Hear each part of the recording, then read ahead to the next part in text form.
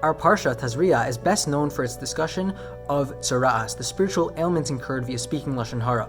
But I want to focus on the first instance of spiritual impurity discussed. The second verse states, Isha ki Tazria v'yolada zachar v'tameh ashiv as yamim. A woman, when she gives birth to a baby boy, is impure for 7 days. Now, Tumah is also incurred on the woman if she gives birth to a baby girl, but with different specificities. But what I'm sure we're all curious of is why in the world is a woman, why does she become Tameh if she has just bestowed a new life on this world? That should be the pinnacle of Kedusha, of spirituality. Why in the world does she become Tameh? Now, in his Sefer on Parshah, it's called Darish David by Rav David Hofstadter, he explains a rudimentary understanding of the mechanism by which Tumah becomes present. He explains that if there was once Kedusha in a plane and that Kedusha is no longer there, then naturally the force of Tumah takes its place. Now we can understand this with the example of a corpse, which was once a vibrant human body with a spiritual soul in it, but the soul has ascended to a higher plane, and now, leaving this vacuum, the Tumah takes its place.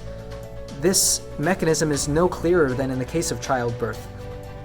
We know from the Gemara in Nida, Daf Lamed Amud Beis, that the infant in the womb is learning straight from a malach. What is he learning? The entire Torah, and he can see from one end of the earth to the other. So there's a tremendous spiritual experience happening in the woman's womb, but when she gives birth, that spiritual plane is left vacuous because the baby is done with that experience and is now in our plane, in this physical plane. But regarding the woman, that spiritual plane is no longer, and now Tumah naturally, but through no fault of her own, takes that place.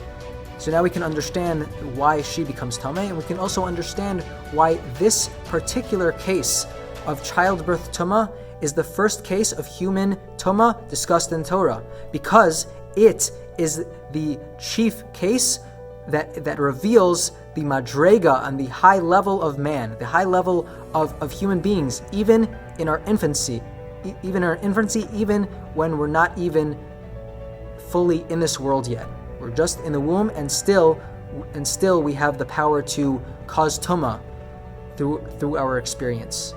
We have the ability to change the spiritual nature of beings around us.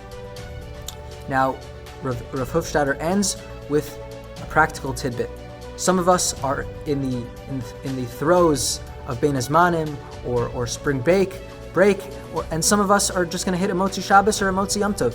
But all of us were in a spiritual routine, and then that spiritual routine was discontinued. And when we hit those bumps, we are in a state where it is only natural for Tumah to take the place of what was once a Kedusha-filled plane. But during those times, we have to be extra cognizant and take the initiative and be extra proactive to what? To ultimately stay supercharged and stay inspired. Have a great Shabbos.